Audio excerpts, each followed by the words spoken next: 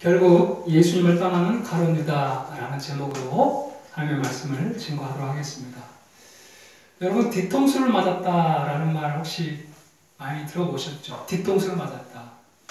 즉, 내가 신뢰하던 어떤 사람에게 배신이나 배반을 당할 때 이렇게 관용구로 쓰는 그 표현이 뒤통수를 맞았다라는 그런 말이죠. 제가 이 배신의 사전적 의미를 찾아보니까 믿음이나 의리를 저버림. 그래서 이 배신이라는 말은 신뢰를 기반으로 하는 이 관계에서 발생하는 것이 배신이에요, 배신. 자, 그러나 이 좀 더 중요한 것은 우리가 신뢰하고 믿는 사람에게 배신을 당할 때 여러분 어떻습니까? 우리가 정말 참으로 신뢰하는 그러한 사람, 믿었던 사람에게 배신을 당하면 아주 마음에 깊은 상처를 받게 되는 것이죠. 그리고 그 이후에 삶이 그 상처로 인해서 이 관계의 어려움을 많이 경험하게 되는 이 트라우마 때문에 또 다른 사람을 사귈 때 그 사람이 또 배신을 당하지 않을까라는 그런 마음 속에 사람을 사귈 때 두려움을 갖게 되는 것이죠. 여러분, 그래서 사람을 정말 신뢰해야 되는데 믿어야 되는데 믿지를 못하고 항상 의심을 가지고 사람을 대하게 된다는 거예요. 그만큼 배신이라는 것이 우리의 삶에서 미치는 그 영향이 엄청나다라는 것입니다. 정말 이 믿었던 이 부부 사이에서 말이에요. 부부 중 한 명이 외도를 이렇게 하는 경우, 그럴 때 여러분 그 다음부터는 믿지를 못하는 거죠. 이 사람이 어떤 일을 하면 다 그런 쪽으로 보이는 거예요.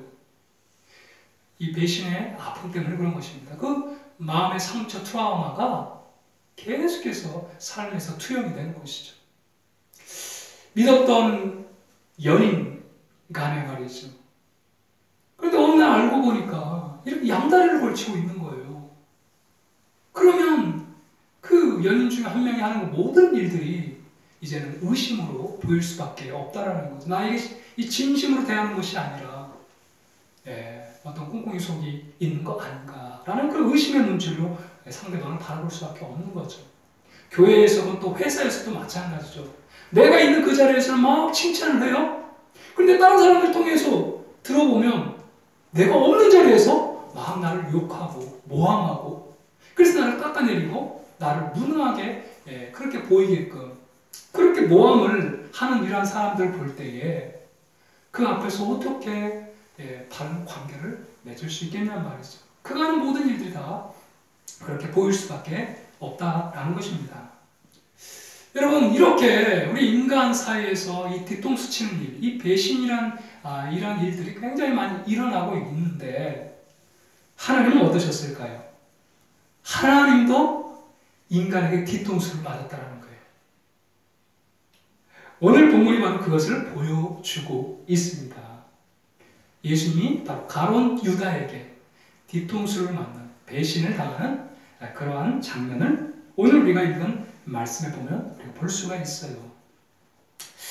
오늘 본문에 등장하지 않았지만 가룟 유다를 비롯해서 이 제자들도 예수님이 십자가실 때 다 예수님을 모른다고 부인하고 떠나버리는, 예수님을 배반하고 배신하는 이러한 제자들의 모습을 볼 수 있어요. 그럼에도 불구하고 오늘 모습을 보면 예수님은 그러한 제자들을 끝까지 설득하고 인내하며 설득하는, 그가 회개하고 돌아올 때까지 끝까지 설득하시는 우리 예수님의 모습을 볼 수가 있는 것입니다. 사랑하는 성도 여러분, 오늘 이 본문을 보면서 그 예수 그리스도의 포기할 수 없는 그 설득, 그 포기할 수 없는 나를 향한 그 마지막까지의 그 설득, 인격적인 그 설득을 좀 우리가 바라보면서 내가 하나님 앞에 이 시대에 어떻게 서야 할까, 그것을 고민하며 이 말씀을 듣는 귀한 시간 되기를 축복합니다. 오늘 본문을 통해서 먼저 우리가 살펴봐야 할 것은 예수님은 모르고 가룟 유다에게 당한 게 아니라는 거예요. 예수님은 아무것도 모르는 상태에서 그냥 이 가룟 유다에게 기습 공격을 받은 게 아니라는 것입니다. 오늘 말씀을 한번 18절을 보시면요. 이렇게 말씀하고 있잖아요. 같이 한번 읽어볼까요? 18절요. 시작. 내가 너희 모두를 가르쳐 말한 것이 아니니라. 나는 내가 택한 자들이 누구인지 알미라. 그러나 내 떡을 먹는 자가 내게 발꿈치를 들었다는 성경을 응하게 하려는 것이니라.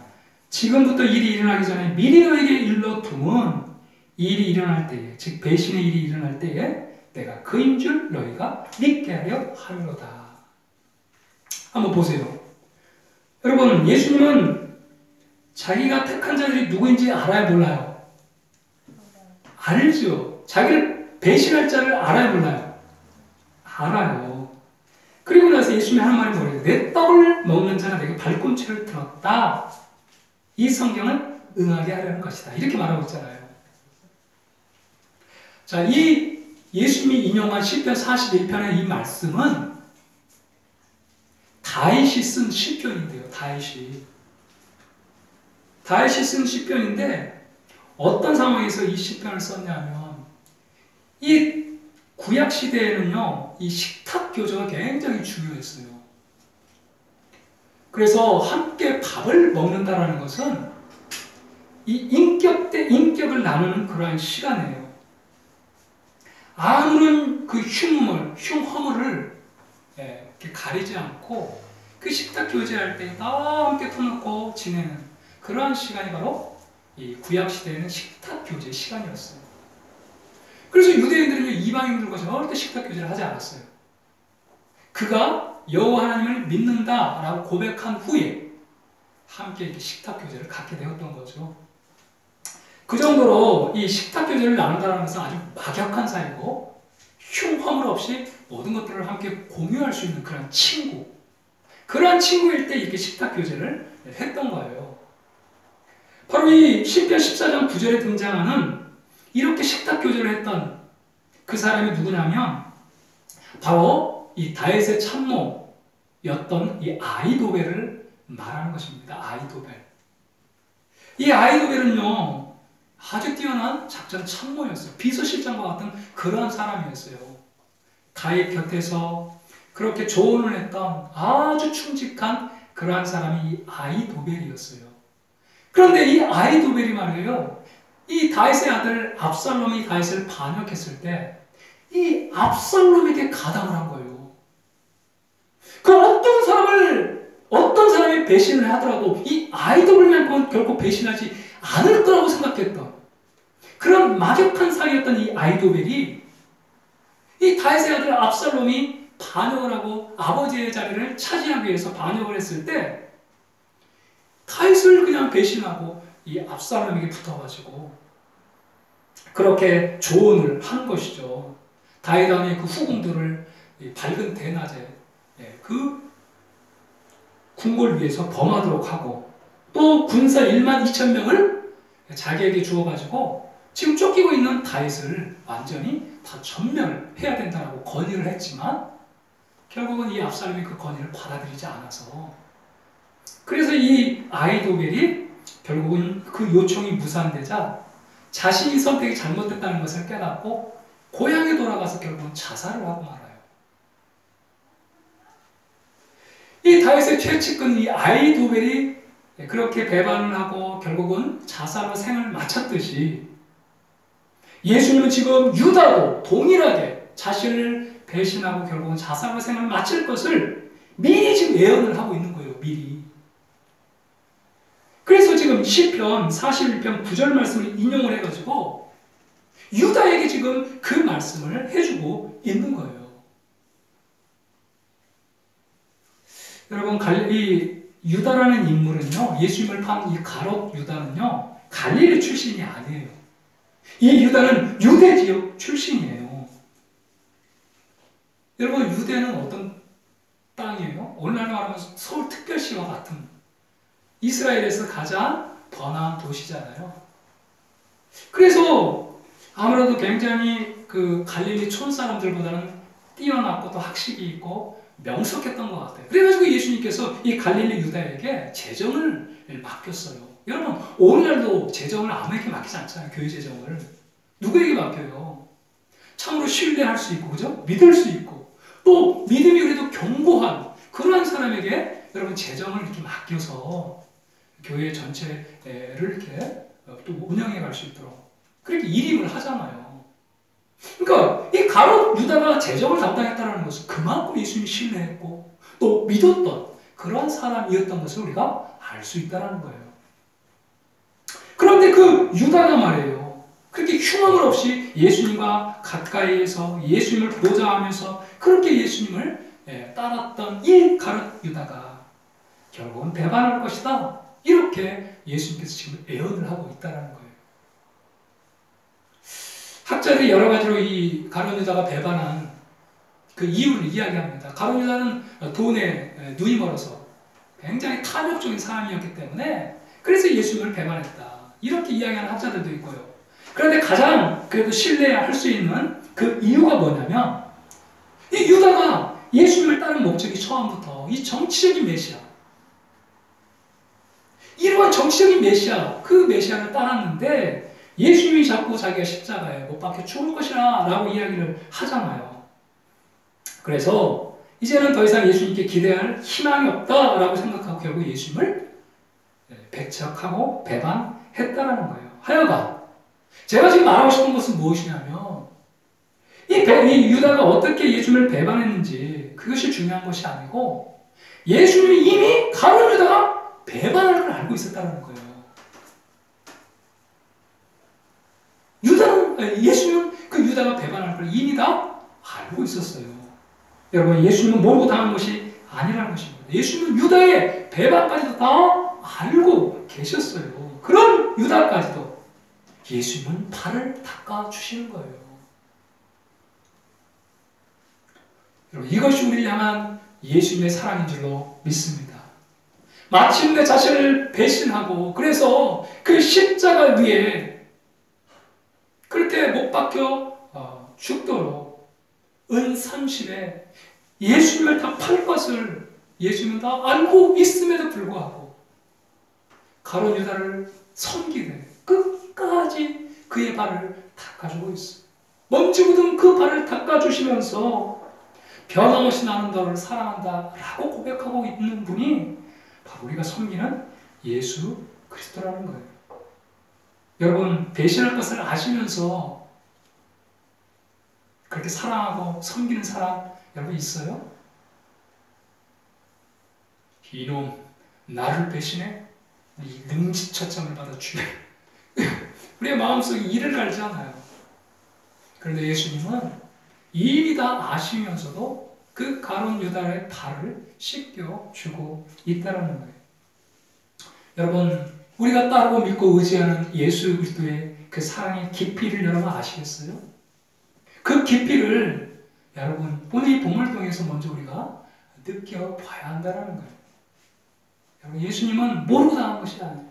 다 아셔요. 우리는 모르고 당할 수 있어요. 그러나 예수님은 결코 모르고 당한 것이 아니라 알고 있음에도 불구하고 그 영혼이 끝까지 사랑하고 있다는 거죠. 자, 우리 두 번째로 한번 읽어봅시다. 시작. 마지막까지 회개할 기회를 주시는 분이 우리 예수님입니다. 네, 한 걸음 더 나아가서 배신할 자가 누구인가를 분명히 알려줘요. 왜 알려주나요? 바로 마지막까지 회개의 기회를 주시는 분이 바로 우리 예수님이기 때문에 그 유다가 회개하고 돌아오기를 바라고 있는 거죠.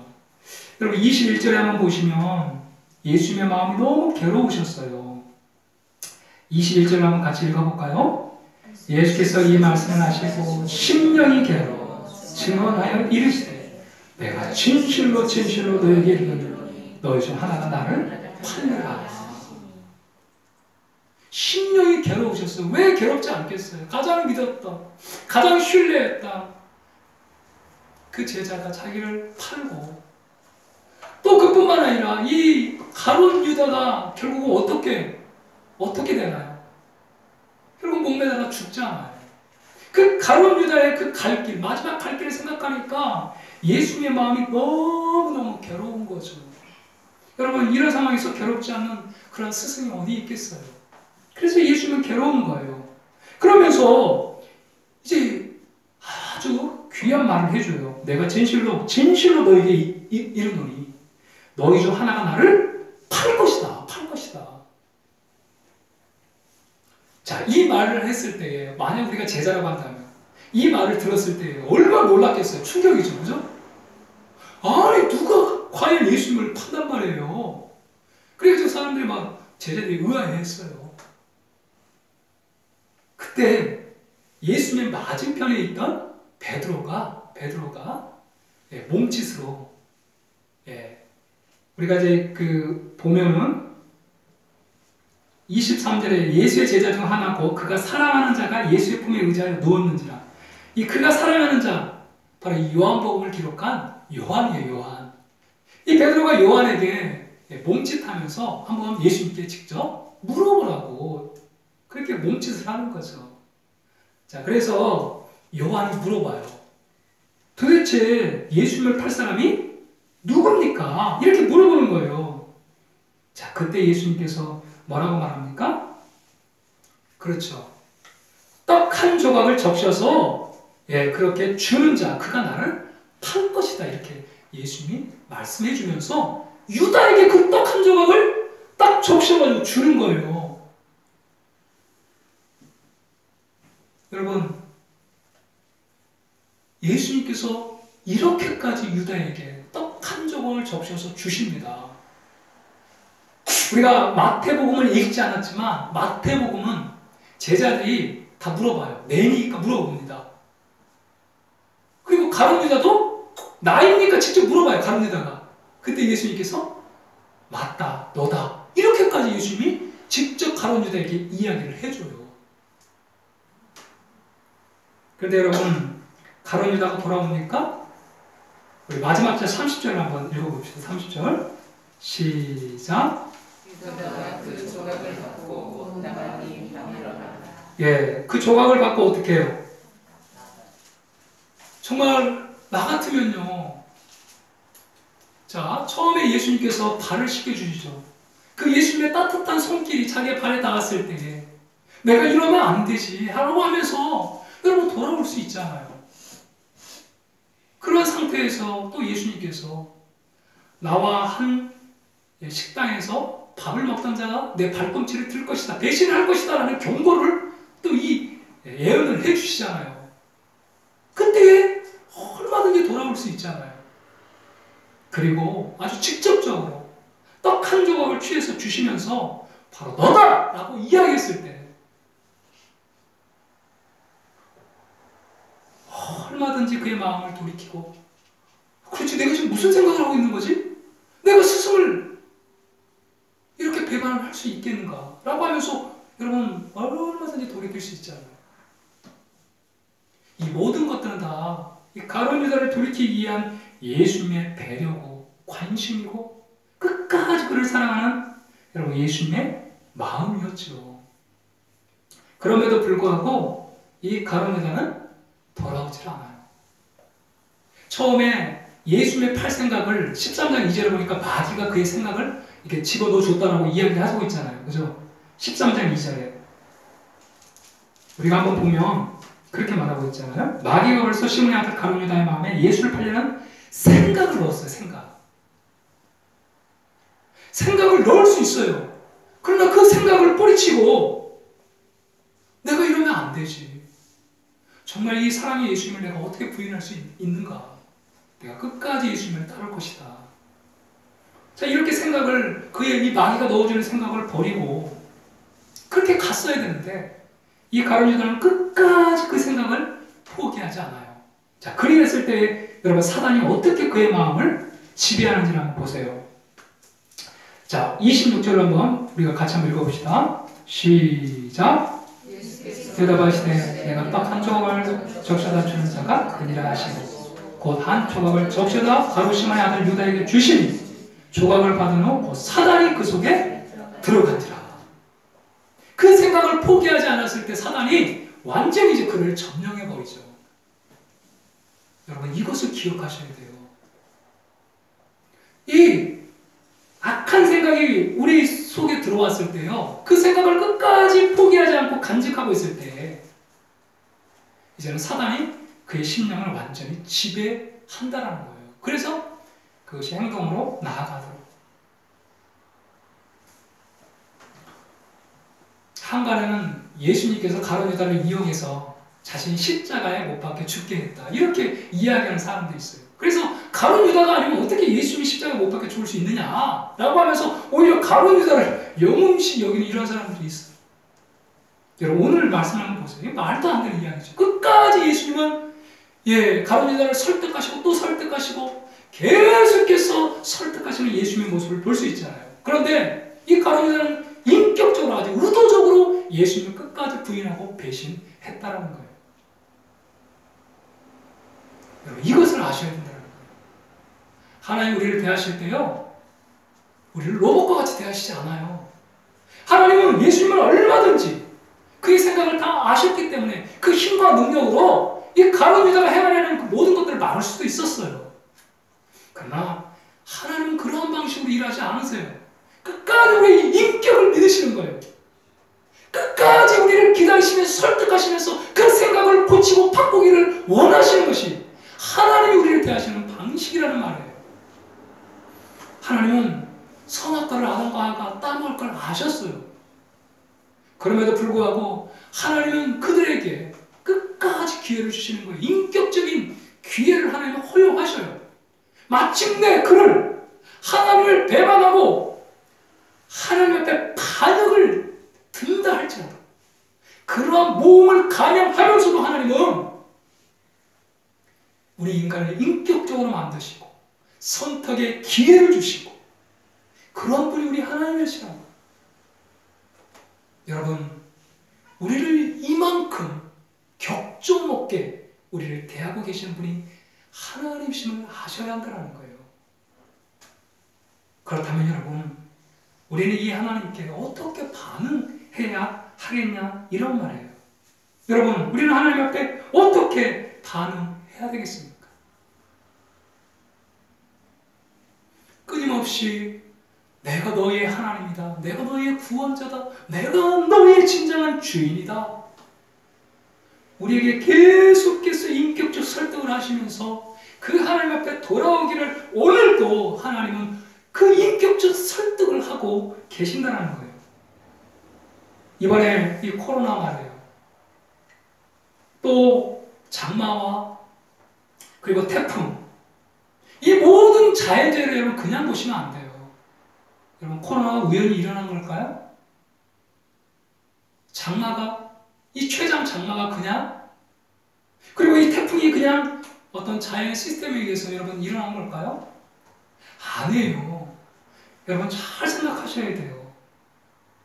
우리의 인생을 주관하신 분이 누구인가를 하나님은 보여주시는 거예요. 여러분, 코로나가 딱 발병하니까요, 아주 일상적인 그런 일들도 우리의 마음대로 할 수 없잖아요. 그죠? 하나님 뭘 보여주시는 거예요? 내가 은혜 베풀어주지 아니하면 우리가 그냥 평범하게 너무 쉽게 행하는 그 일상적인 삶도 할 수 없다는 것을 하나님 코로나를 통해서 보여주시는 거예요. 이러한 장마나 태풍을 통해서요, 얼마나 농부들이 1년 그 풍작을 기대하면서 그런 계획을 짜고 이 과일을 몇 개 얻으면 이걸 팔아가지고 얼마의 돈을 벌고 다 계획을 짰을 거예요. 그러나 여러분, 하루아침에 딱 그 모든 것들이 숲으로 돌아가잖아요. 하나님께서 은혜 베풀어 주시지 아니하면 우리의 모든 계획이 한순간에 다 숲으로 돌아갈 수밖에 없는 것이 우리의 인생이라는 것을 하나님이 이 장마 태풍을 통해 말씀하시는 거예요. 너의 인생은 나다! 라는 것을 보여주면서 계속해서 인격적 설득을 오늘 또 행하고 계시는 분이 우리 하나님인 것이죠. 끝까지 한 영혼이라도 돌아오기를 바라보면서 하나님은 오늘 또 그 인격적 설득을 멈추고 있지 않다는 것을 여러분 기억하셔야 된다는 거예요.